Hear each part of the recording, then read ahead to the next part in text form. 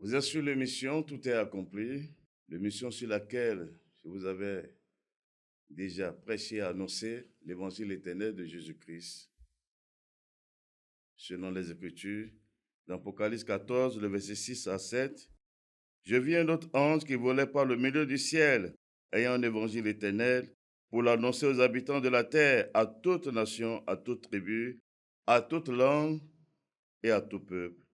Il disait d'une voix forte, craignez Dieu et donnez-lui gloire, car l'heure de son jugement est venue, et adorez celui qui a fait le ciel et la terre, la mer et les sources d'eau. Et sur cette parole que je vous avais déclarée en 2013, que le temps de jugement est accompli, et c'est la vérité. Et nous sommes dans l'heure de la vérité. Dans cette phase où je suis sorti encore, ce n'est pas pour prêcher un autre évangile. Selon Matthieu 13, le verset 24 à 30, après le retrait des ivraires, des prophéties de date, l'avènement de Jésus-Christ dans moins de 10 ans, à compter de 2013, l'avènement de la bête et de sa marque, le 29 mars 2015, selon l'ordre que j'ai reçu du Père, c'est de vous apporter la lumière sur la vérité de cet évangile qui vous a été déjà prêché. Car personne ne dira, je n'ai pas compris. Personne ne dira, on m'a trompé. Personne ne dira, je n'ai pas écouté, je n'ai pas entendu. Et nous voici dans l'heure de la vérité. En parlant de cet évangile, je vous ai dit, selon l'intelligence du Père, cela parle de l'avènement de Jésus-Christ, le Fils de l'homme, c'est-à-dire son apparition du ciel, comme les Écritures l'ont annoncé dans Apocalypse 1, le verset 7. Voici, il vient avec des nuées, et tout œil le verra, même ceux qui l'ont percé, et toutes les tribus de la terre se lamenteront à cause de lui. Oui, amen. Voici, il vient avec les nuées. C'est-à-dire, il apparaîtra du ciel, et tout œil le verra, même ceux qui l'ont percé. Et c'est dit, et toutes les tribus de la terre se lamenteront à cause de lui.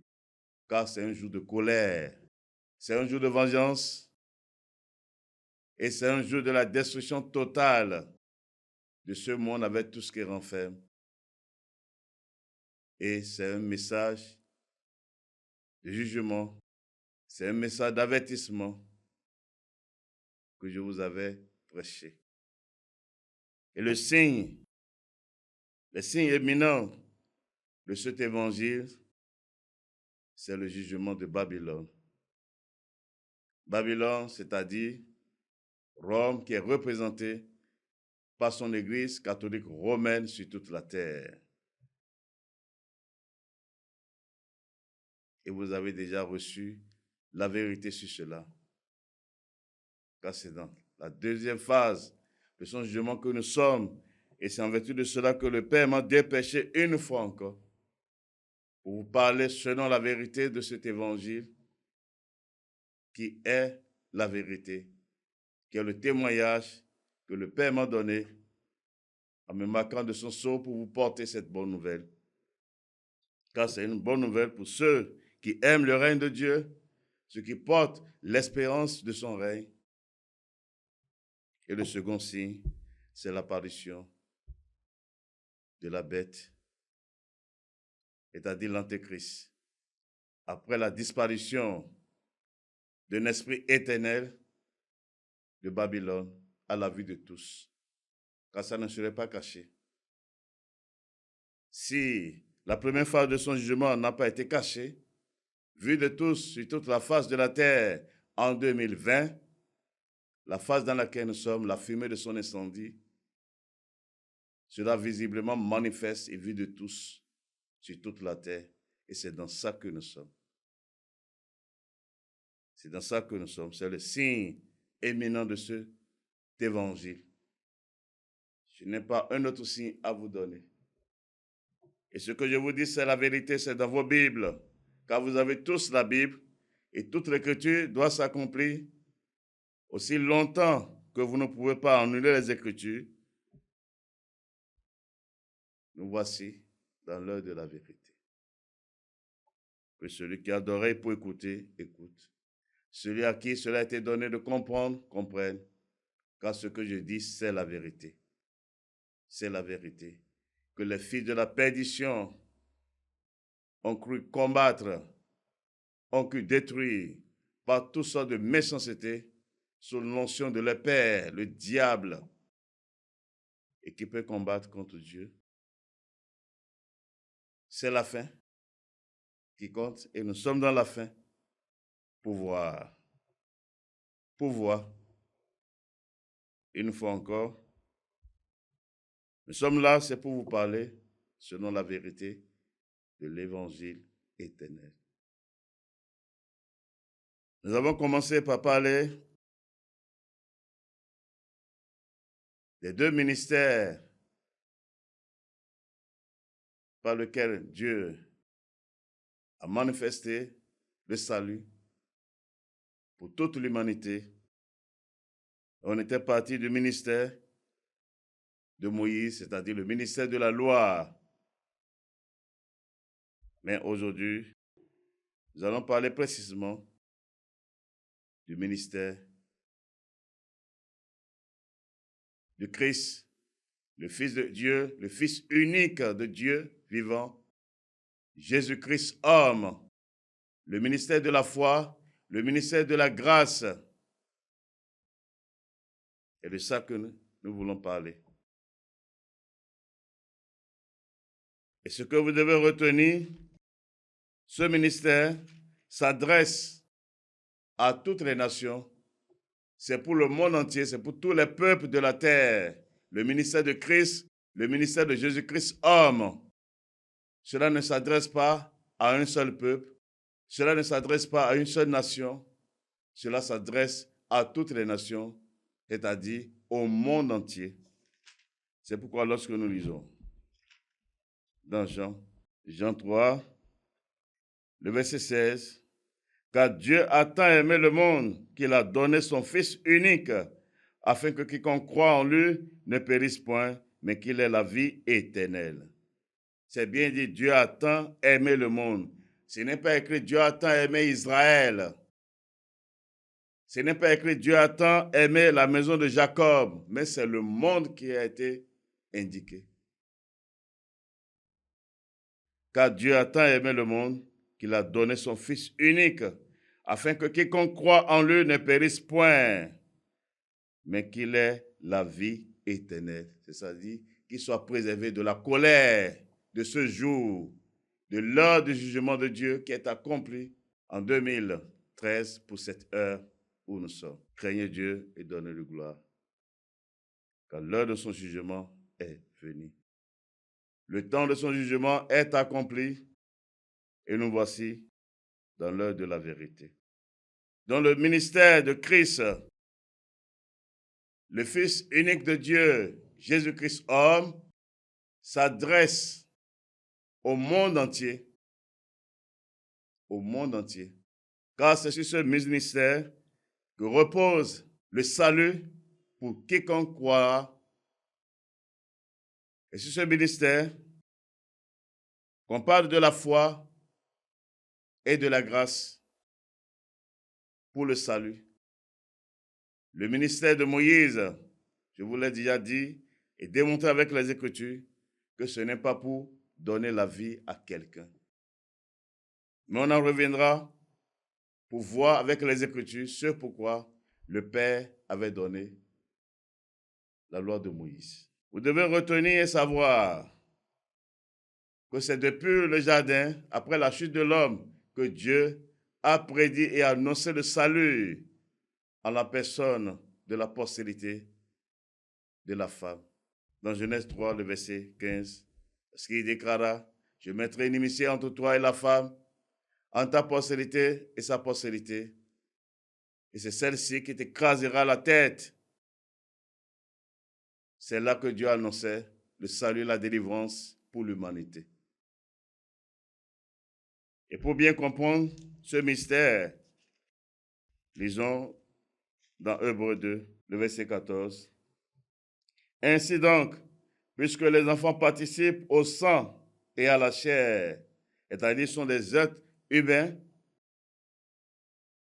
il y a également participé lui-même afin que par la mort, il anéantisse celui qui a la puissance de la mort, c'est-à-dire le diable, et qui délivra tous ceux qui, par crainte de la mort, étaient toute leur vie retenus dans la servitude. C'est-à-dire quoi? Il a été déjà annoncé, c'est la postérité de la femme qui t'écrasera la tête, c'est-à-dire qui va te dépouiller de toute ta puissance. Et comme je vous l'avais dit, selon les Écritures, dans Genèse 3, verset 14, la partie qui disait « Tu mangeras de la poussière tous les jours de ta vie », c'est là que Dieu a livré toute la création de ce monde terrestre sous son pouvoir. Et il détenait la puissance de la mort sur toute la création. C'est pourquoi on l'appelait le prince de ce monde. Mais celui qui a fait cela, il a annoncé le salut. Mais c'est en une seule personne, la postérité de la femme. Et ce salut qui a été annoncé, c'est sa porte qui a été ouverte avec ses mains, avec puissance de Dieu à Abraham, à qui les promesses ont été données. L'homme que Dieu a positionné sur la terre pour tous ses élus, tant du milieu des 12 tribus d'Israël, tant du milieu des nations, pour le salut.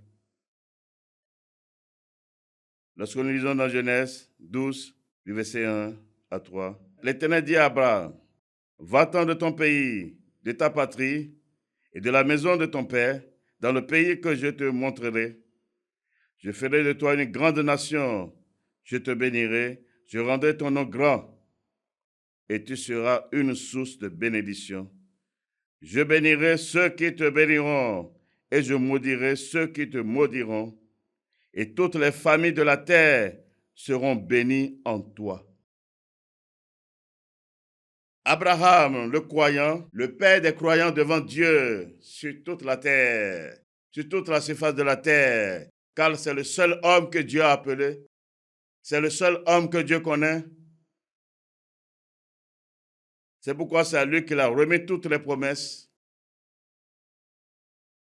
Il est bien dit, et toutes les familles de la terre seront bénies en toi. Ce n'est pas une seule, toutes les familles de la terre. Ce n'est pas uniquement la famille, la maison de Jacob, mais toutes, c'est écrit. La promesse que Abraham a reçue pour le salut, ce n'est pas pour une seule maison, c'est pour toutes les familles de la terre. C'est pour la terre entière, c'est pour le monde entier. Et lorsque il est dit, et tu seras une source de bénédiction, c'est-à-dire quoi? Une source de salut. La bénédiction dont il s'agit ici, ce n'est pas l'or et l'argent, ce n'est pas la richesse de ce monde, c'est du salut. Il est la source du salut pour tous les croyants. Je vais vous le montrer selon les Écritures. Il est la source du salut pour tous les croyants, c'est-à-dire les élus de Dieu. Si quelqu'un dit qu'il croit en Dieu, il doit savoir qu'il détient cette grâce de la promesse qui a été faite à cet homme dès le commencement. Or, pour que cette promesse soit un serment de Dieu dans toute sa puissance, Dieu ne s'est pas arrêté là. Lorsque nous lisons dans Genèse 17, le verset 1, lorsque Abraham fut âgé de 99 ans, l'Éternel apparut à Abraham et lui dit, Je suis le Dieu Tout-Puissant. Marche devant ma face et sois intègre. J'établirai mon alliance entre moi et toi, et je te multiplierai à l'infini. Abraham tomba sur sa face, et Dieu lui parla en disant, « Voici mon alliance que je fais avec toi. Tu deviendras père d'une multitude de nations. On ne t'appellera plus Abraham, mais ton nom sera Abraham, car je te rends père d'une multitude de nations. » Voilà la vérité.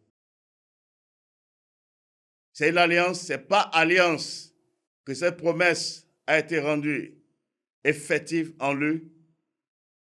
Et c'est cette alliance qu'il a élevée à ce rang du Père de toutes les nations. Il n'est pas seulement le Père de la maison d'Israël, de la maison de Jacob, mais de toutes les nations selon les Écritures. Car celui qui est en train d'agir derrière lui a son plan. Il a son plan. Et ce n'est pas une alliance que personne ne peut annuler. C'est Dieu même qui l'a fait ainsi. Pour le salut de ceux qu'il a appelés. Et pour preuve, au jour de Lot, lorsque Dieu voulait détruire Sodome et Gomorrhe, voyons ce qui s'est passé. Sur quoi Dieu s'est appuyé pour préserver la vie à son élu Lot. Lisons dans Genèse 18, verset 17. Alors l'Éternel dit, « Cacherai-je à Abraham ce que je vais faire ?» Le verset 18.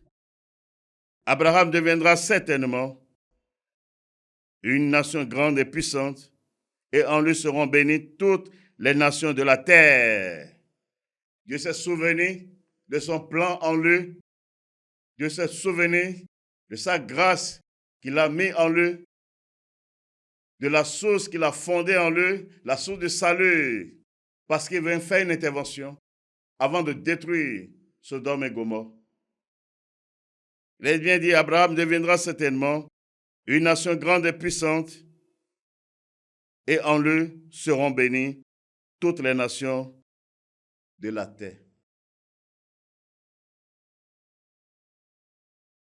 Et qu'est-ce que je vais vous montrer par là?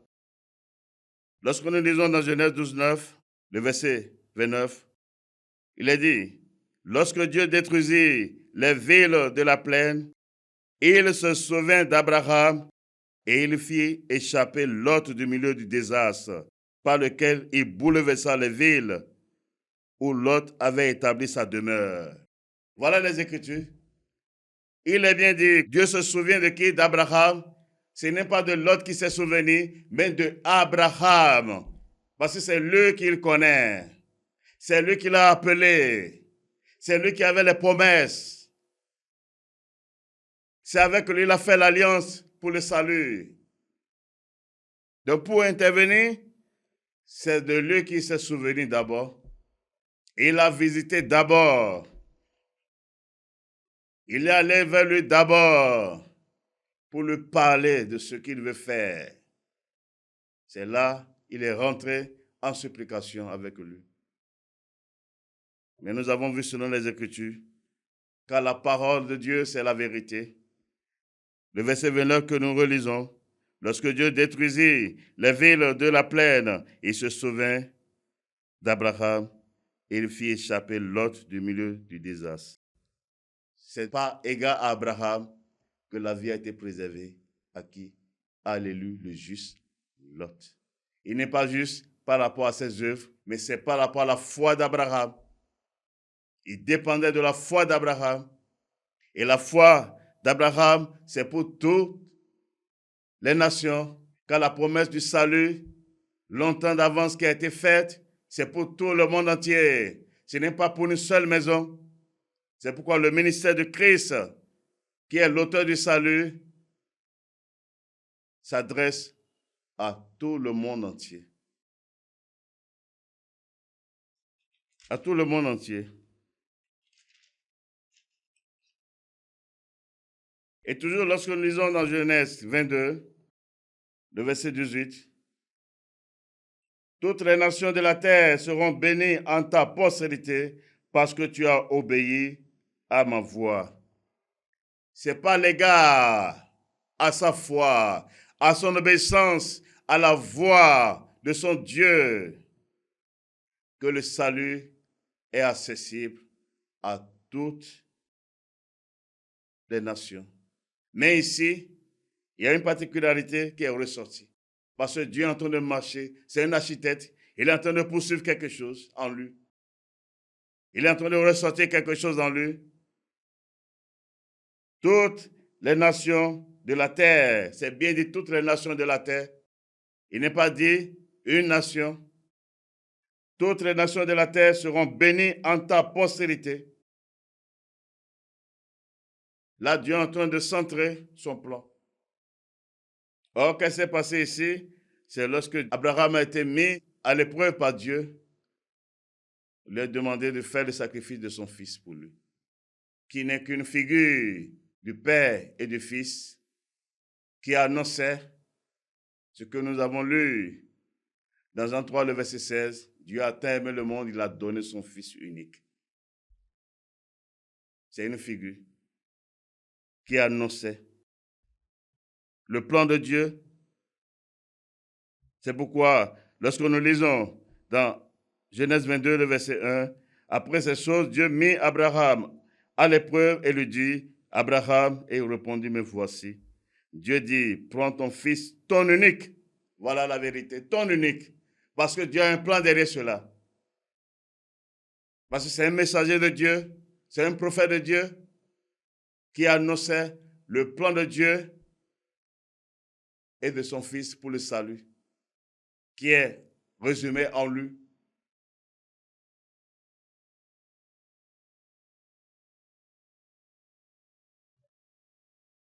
Et la promesse qui est ressortie après cette épreuve, on a doigté sa postérité.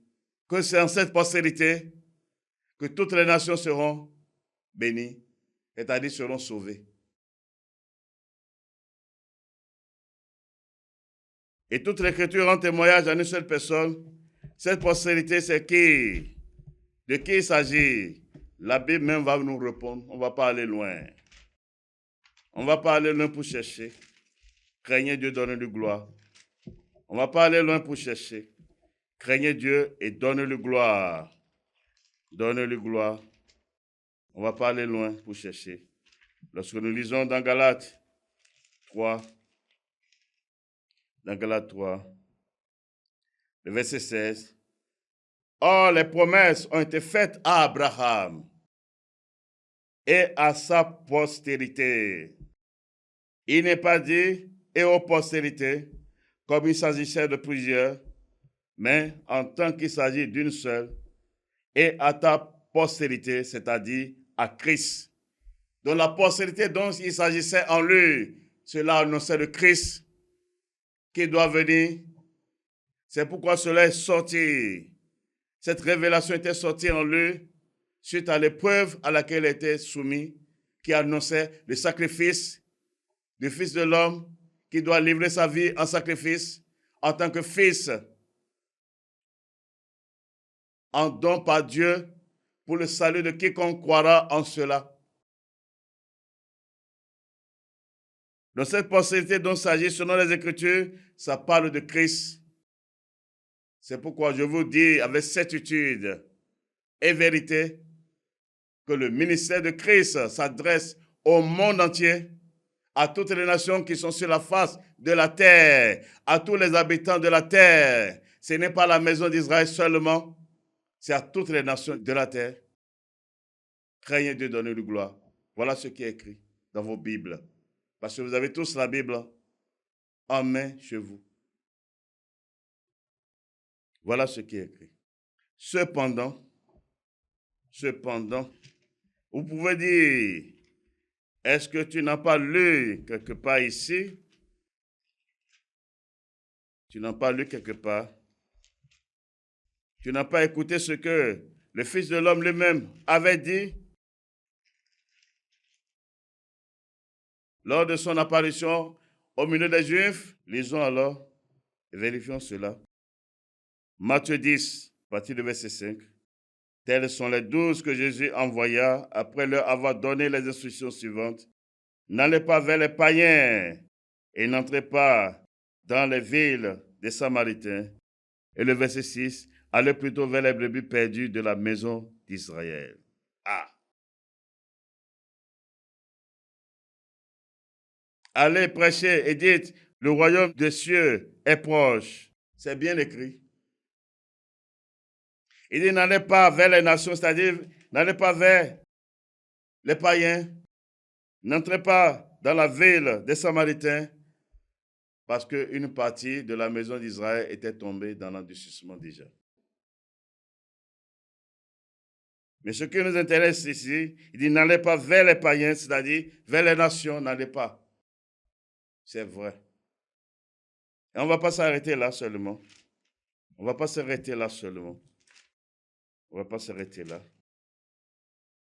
Lorsque nous lisons toujours dans Matthieu 15, le verset 22, « Et voici une femme cananéenne qui venait de ces contrées, il cria, « Aie pitié de moi, Seigneur, fils de David. Ma fille est cruellement tourmentée par le démon. » Il ne lui répondit pas un mot. Et ses disciples s'approchaient et lui dirent avec instance, « Renvoie-la, car elle crie derrière nous. » Et le verset 24, il répondit, « Je n'ai été envoyé qu'aux brebis perdues de la maison d'Israël. » Voilà. « Je n'ai été envoyé qu'aux brebis perdues de la maison d'Israël. » Ah, voilà ce qui est sorti de sa bouche. Mais c'est la même personne qui enseignait en déclarant, « Car Dieu a tant aimé le monde et qu'il a donné son Fils unique, afin que quiconque croit en lui ne périsse point. » Mais quand nous l'avons vu dans le ministère, dans l'œuvre, voilà les paroles qui sont sorties. Pourquoi alors ces paroles sont sorties? Pourquoi il sortait ces paroles en ce temps précis? Pourquoi? Les Écritures vont nous parler encore. Car tout est dans la Bible. Lorsque nous lisons dans Galates 4, le verset 4, « Mais lorsque les temps ont été accomplis, Dieu a envoyé son Fils né d'une femme, né sous la loi, afin qu'il rachetât ceux qui étaient sous la loi, afin que nous reçussions l'adoption. » Cela veut dire quoi? Il dit, mais lorsque les temps ont été accomplis, quel temps a été accompli? Dieu déjà, après la loi, par son prophète Jérémie, il le annonçait dans Jérémie 31, par le verset 31, les jours viennent que lui va amener une nouvelle alliance. Et ça ne serait plus l'alliance qu'il a traitée avec leur père le jour qu'il les a sortis du pays d'Égypte. L'alliance sur laquelle repose la loi de Moïse. Il a dit, ce n'est plus cette alliance, je vais amener une nouvelle. Je vais amener une nouvelle alliance. Et c'est le temps de cette promesse qui est accomplie. Et c'est ça qui a été révélé ici par le ministère des apôtres, qui est le ministère de Dieu, le ministère de l'Esprit.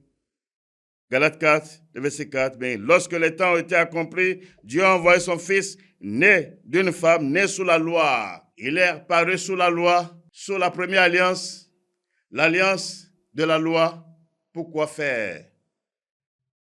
Afin qu'il rachetât, c'est-à-dire qu'il enlève ceux qui étaient soumis à cette loi. C'est-à-dire mettre fin d'abord à cette loi. Parce que cela venait de Dieu et c'est pour un but. Dieu n'est pas un Dieu de désordre et il va laisser cela et amener l'autre sur ça. Non. Craignez Dieu, donnez-lui gloire. Craignez Dieu, donnez-lui gloire. Croyez à la parole de Dieu et non à la pensée des imposteurs, des fils du diable qui vous détournent, qui vous éloignent de la vérité, qui se font passer pour ceux qui ne sont pas. Car celui que Dieu envoie, il dit la parole de Dieu. Et tous ces œuvres sont justifiés par les Écritures. Et non pas ces pensées, et non pas ces rêves diaboliques, sataniques, démoniaques. Non. Car Dieu soutient toutes choses par sa parole, qui est son sceau, qui est sa vérité. Et c'est lui-même encore. Donc c'est pourquoi le Fils de l'homme tenait ce langage. Parce qu'il doit d'abord enlever ceux qui étaient sous la loi. Il doit les racheter d'abord. Il doit mettre fin à cette alliance avant d'ouvrir la porte du salut là qu'il a apporté au monde entier. Car son ministère s'adresse à tous les peuples de la terre. Et en Dieu, il n'y a pas de contradiction. Il n'y a pas de contradiction. On va écouter le témoignage. On va écouter le témoignage. Le témoignage d'un prophète juif. Dans Luc 2, le verset 25. Et voici, il avait à Jérusalem un homme appelé Siméon. Cet homme était juste et pieux. Il attendait la consolation d'Israël et l'Esprit Saint était sur lui. Il avait été divinement averti par le Saint-Esprit qu'il ne mourrait pas avant d'avoir vu le Christ du Seigneur. Car il y a un seul Christ. Il vint au temple, poussé par l'Esprit, et comme les parents apportaient le petit enfant Jésus pour accomplir à son égard ce qu'ordonnait la loi, il le reçut dans ses bras, bénit Dieu et dit, « Maintenant, Seigneur, tu laisses ton serviteur s'en aller en paix, selon ta parole. Car mes yeux ont vu ton salut. » Et c'est pas arrêté là. Dans le verset 31, « Salut que tu as préparé devant tous les peuples. » Ce n'est pas seulement devant Israël. Il dit le salut que tu as préparé devant tous les peuples. Et le verset 32, « Lumière pour éclairer les nations. » Ce n'est pas seulement lumière pour éclairer la nation d'Israël, mais c'est les nations. Et gloire d'Israël, ton peuple, parce que c'est de là qu'il est sorti. C'est là leur gloire. Mais cela ne veut pas dire que son ministère, ça limite là. Non. Car selon le plan de Dieu, c'est Israël qui est le premier fils. Donc si quelqu'un rend témoignage que c'est mon premier fils, ça veut dire qu'il a un autre fils, qui est les nations, à qui il doit tendre la main, forcément, car c'est un Dieu de justice. Le salut que tu as préparé devant tous les peuples, dont le ministère de Christ s'adresse à tous les peuples, ce n'est pas seulement à la maison d'Israël. C'est pourquoi vous devez comprendre. Il disait, j'ai été envoyé seulement aux brebis perdues de la maison d'Israël. Non. Ce qu'il dit, vous devez comprendre. Ce qu'il est en train de faire, il doit mettre fin d'abord à l'ancienne alliance. Il doit mettre fin à la loi de Moïse d'abord. Car Dieu n'est pas un Dieu de désordre. C'est pourquoi vous pouvez encore lire. Toujours son propre témoignage. Car le Fils de l'homme savait ce qu'il faisait. Il savait ce qu'il faisait.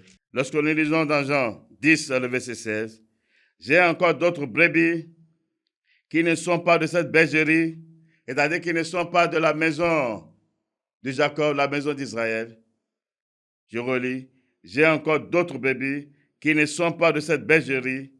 Celles-là, il faut que je les amène. Elles entendront ma voix et il y aura un seul troupeau, un seul berger. » Voilà la vérité. Avant sa mort et sa résurrection, il a clarifié cela lui-même. Celui qui pouvait dire en ce temps même, je suis envoyé uniquement vers les brebis perdues d'Israël, il a mentionné parce que Dieu n'est pas un Dieu de désordre. Il sait que quelque chose d'entend, il y a une suite, quelque chose doit se passer d'abord. Il doit fermer la porte de la loi d'abord. Il doit mettre fin à cela afin de tendre la main aux nations pour les faire entrer, afin qu'il ait un seul troupeau. Qu'il ait un seul troupeau. Et c'est ce que vous pouvez encore comprendre, ou à qui il a été donné de comprendre. Lisons dans Éphésiens, car Dieu est dans sa parole est la vérité. Malheur à celui qui n'aime pas la parole de Dieu. Malheur à celui qui n'aime pas la parole de Dieu. Voici dans l'heure de la vérité. Lorsque nous lisons dans Éphésiens 2, le verset 11, « C'est pourquoi vous, autrefois, païens dans la chair, appelés incirconcis par ceux qu'on appelle circoncis, et qui le sont en la chair par la main de l'homme. » Ici, vous devez comprendre, ceux qui sont appelés incirconcis, c'est quoi? C'est les païens, c'est les nations. Ceux à qui Dieu n'avait pas donné la circoncision de la chair. Mais les circoncis, c'est les Juifs, c'est la maison d'Israël, à qui Dieu a donné la circoncision de la chair pour les distinguer parmi les nations qui sont sur la face de la terre. Mais lorsque nous lisons dans le verset 12, souvenez-vous que vous étiez en ce temps-là sans Christ, privés du droit de cité en Israël, étrangers aux alliances de la promesse, sans espérance et sans Dieu dans le monde. Mais maintenant, en Jésus-Christ, vous qui étiez jadis éloignés, vous avez été rapprochés par le sang de Christ, car il est notre Père, lui qui des deux n'en a fait qu'un, et qui a renversé le mur de séparation, l'inimitié, ayant anéanti par sa chair la loi des ordonnances dans ses prescriptions, afin de créer en lui-même avec les deux un seul homme nouveau, en établissant la paix. Voilà la vérité. Il a bien dit, j'ai encore d'autres brebis qui ne sont pas de cette bergerie. Il faut que je les amène, mais afin que cela ne soit manifeste, il doit d'abord mettre fin à la loi de Moïse. Il doit d'abord enlever le mur de la séparation entre les nations et la maison d'Israël, qui est la loi de Moïse. Et c'est ça qui est expliqué ici, précisément dans le verset 14. Car il est notre Père, lui qui des deux n'en a fait qu'un. C'est-à-dire un seul troupeau. Les Juifs et les non-Juifs, la maison d'Israël et les nations sont devenus un. Et qu'est-ce qu'il a fait? Car il est notre Père, lui qui des deux n'en a fait qu'un, et qui a renversé le mur de séparation, l'inimitié. Comme en faisant quoi, le verset 15, ayant anéanti par sa chair, c'est-à-dire par son sacrifice, la loi des ordonnances, la loi de Moïse, avec toutes ses prescriptions, toutes ses ordonnances, afin de créer en lui-même, avec les deux, un seul homme nouveau, afin qu'il n'y ait plus de différence entre Israël et les nations. Car Dieu n'est pas seulement Dieu d'Israël, il est le Dieu de toutes les nations. La terre entière appartient à Dieu, les nations appartiennent à Dieu. Craignez Dieu, donnez-lui gloire. Dieu est dans sa parole, et sa parole est la vérité. Et c'est cette parole qui vous juge. C'est pourquoi vous avez intérêt à fuir, si vous avez bien compris.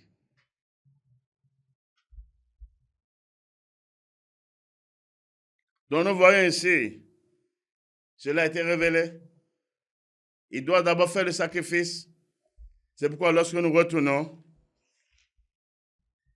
dans les évangiles, précisément lorsque nous lisons dans Marc, après sa mort et sa résurrection, voyez ce qui est dit dans Marc 16, le verset 15 à 16.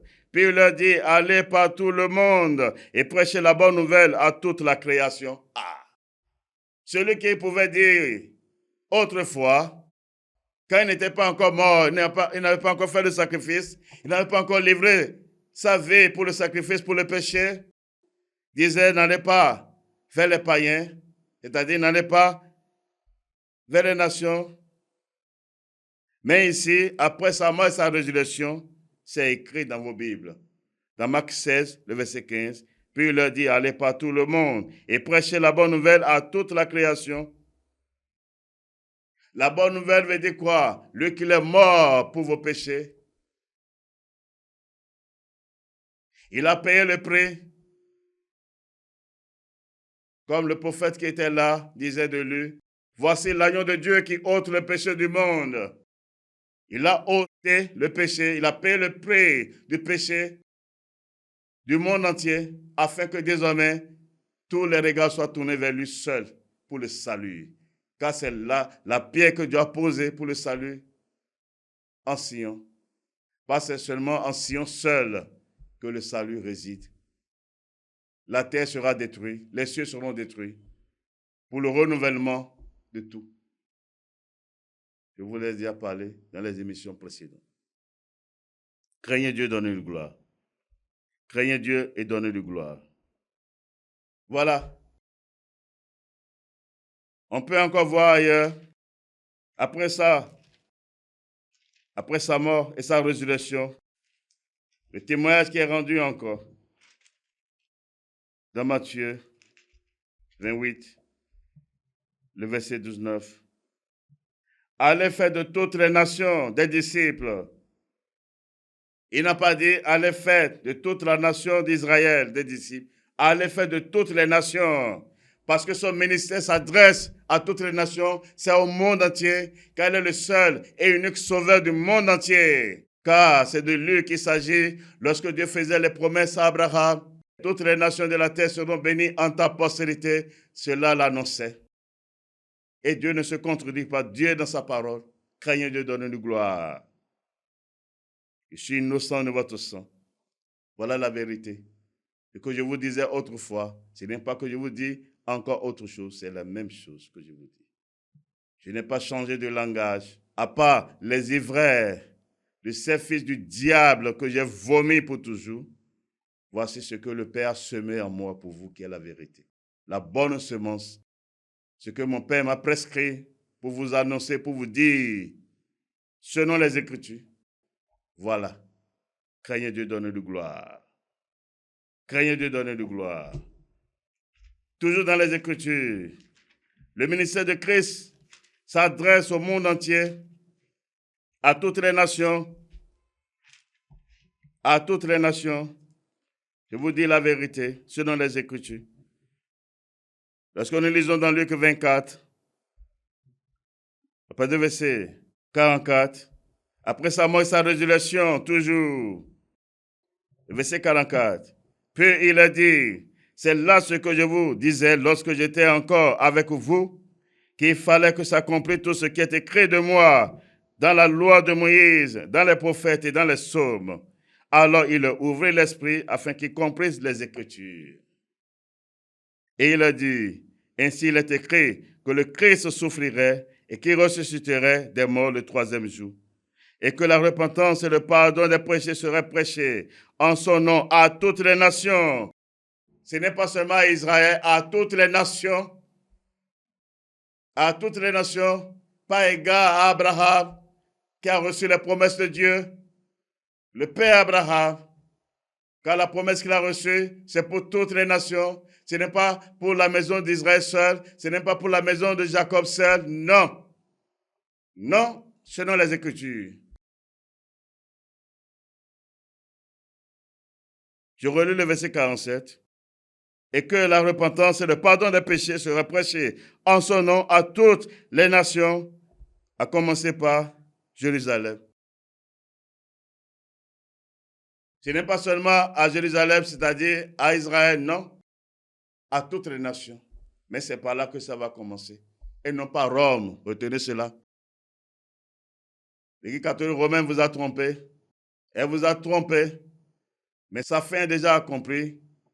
Son règne a déjà pris fin depuis 2013 par la puissance de Dieu, celui qui l'a jugé et qui l'a rendu manifeste dans cette heure. Et nous sommes dans la porte de la dernière phase, la deuxième phase de son jugement, la fumée de son incendie qui monte au sein des siècles que vous verrez de vos yeux selon les Écritures. Car je ne dis rien sans les Écritures. Voilà. C'est pourquoi nous avons de la force pour parler, parce que nous parlons selon les Écritures. Qui est la puissance de Dieu. Qui est la puissance de Dieu.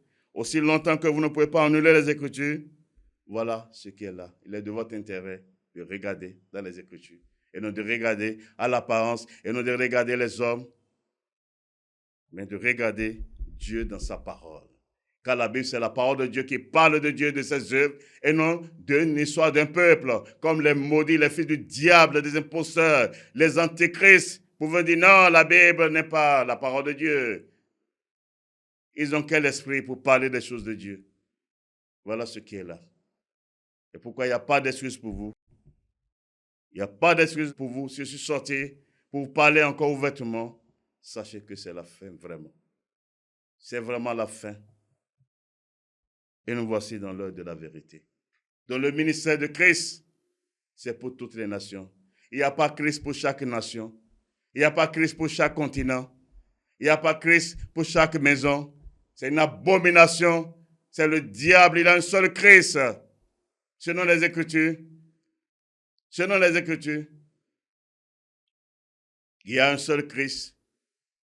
Il y a une seule postérité qui a été indiquée en Abraham, qui est le Christ, le Fils unique de Dieu, vivant pour le salut de toute l'humanité, pour le salut de toutes les nations, pour le salut de tous les peuples, pour le salut de toutes les tribus, pour le salut de toutes les langues. Il n'y a pas Christ pour chaque nation. C'est des maudits, c'est des imposteurs, des fils du diable. Craignez de donner une gloire. Craignez de donner une gloire. Donc le ministère de Christ, c'est pour toutes les nations. Et cela parle de la foi. C'est pourquoi lorsque vous lisez dans vos Bibles, qui est la parole de Dieu, la vérité, qui est la parole de Dieu, la vérité. 1 Timothée 2, le verset 5. Car il y a un seul Dieu et aussi un seul médiateur entre Dieu et les hommes, Jésus-Christ homme. 1 Timothée 2, le verset 5 dit quoi? Car il y a un seul Dieu. Il n'y a pas deux dieux, il n'y a pas trois dieux. Il n'y a pas de dieux. Il y a un seul Dieu. Et aussi un seul médiateur entre Dieu et les hommes, Jésus-Christ homme. C'est ce qui est écrit. Un seul médiateur. Il n'y a pas un autre médiateur qui va dire non, c'est moi que vous devez écouter. C'est moi le nouveau Christ, c'est moi ceci. C'est des fils du diable. Le Christ se révèle. Dieu le révèle. Il ne se proclame pas. Il ne se proclame pas. Dieu le révèle à ceux qui l'écoutent pour leur salut. Donc c'est bien dit dans 1 Timothée 2, verset 5, car il y a un seul Dieu et aussi un seul médiateur entre Dieu et les hommes, Jésus-Christ homme. Donc son ministère s'adresse à tous les hommes. Ce n'est pas seulement à la maison d'Israël. Non. Craignez Dieu, donnez-lui gloire. Craignez Dieu et donnez-lui gloire.